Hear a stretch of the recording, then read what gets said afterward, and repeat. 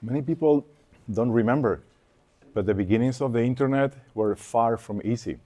It was this super complex technology developed by the US government and a few American universities.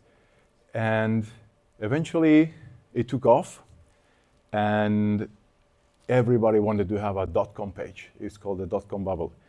And it was a bubble, and it was bust because there was not yet a real utility. And I remember perfectly in those days watching the news and saying all these presenters, "Hey Joe, what is this thing about the internet?" Mike, I don't know. I mean, why would I want to see the news in this big computer I have at home? Or why should I send a message to my friend? I can just call him, right? Yeah, nah, I'll pass. Were they wrong, right? Internet has profoundly changed our society. Internet has democratized information.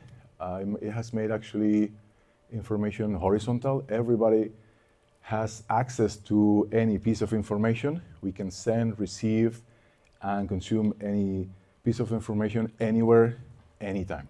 But that was not like that. And it just so happens that when it comes to moving value, anything of value, we are in a pre-email era. And by value, I mean any asset, let's just say the simplest form, sending money, for example.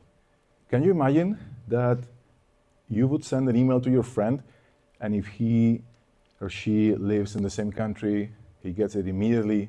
But if he happens to live in another country, you get that email 2, 3 days, even a week later? Well, that's actually what's happening today with anything of value. When you scratch the surface, when you send value to other person or party, it's a super old anachronic system where banks have to talk to each other, and it takes forever, and transactions are settled in a very super complex way. And this is actually how the world economy works right now, based on a system that is not only a few decades old, but it's even, I would say, 1,000-year-old. There was this system called Hawala in the Middle East, like literally 1,000 years ago, when it was very dangerous to carry things of value in this desert. And if instead of having to carry it, you would go to a broker in your village, and he would see your, let's say it was 10 sheep, he would give you a receipt, you would carry that receipt, you walk that dangerous desert, and you go to the next village, and you would show him the receipt, and he will give you those 10 sheep back. And this is actually how banks and how transactions globally are done now. And of course, we're going digital, and that's going to change. And the change for that, the solution for that, is blockchain. Blockchain is the underlying technology. The same way as internet, it was called TCP/IP protocol. Here, it's a blockchain. And tokenization, it's going to change absolutely everything, because tokenization is having a digital representation, like a digital twin of anything. It's like a contract. You have to think a token like a contract. Imagine you own, I don't know, a phone, a car, a house, and that ownership, those rights, is written in a contract or in an invoice or receipt. That is programmed. It's a piece of code that is uploaded to a blockchain. It's this unbelievable technology, super secure, almost impossible to hack. Instant, transparent. All the transactions are freely available to see for everybody, always. And things are settled instantly. So think about how the world is going to change with this kind of advancement.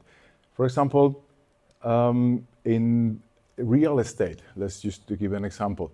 If you want to invest in real estate, which is very common, everybody knows it's a time-proven asset, it appreciates in time, it's very safe, but it takes a lot of initial capital. You need to invest, let's say, €1 million in one house. But imagine the property was tokenized. What does it mean? It's turned into tokens. And there will be 1 million tokens worth €1 each token, and they're digital. It means that even if you wanted to buy or invest in the whole property, you may just think, okay, I will just invest in a fraction. So tokenization allows for fractionalization of assets, which is absolutely game-changing.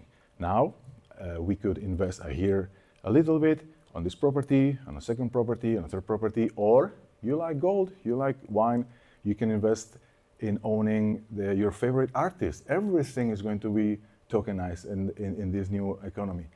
And I find it absolutely fascinating because it's like one in 100 or 150 years opportunity. And there's a huge difference this time. And it's that for the first time in history, everybody can participate on it and can own it and can build on it.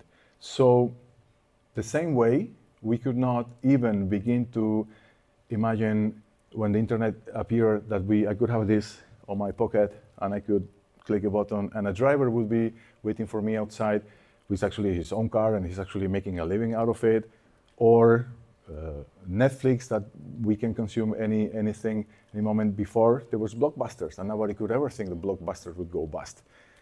And the same way, we cannot even imagine how new use cases are going to appear. And it's up to all of us to construct it. And I hope you take the opportunity. So thank you very much.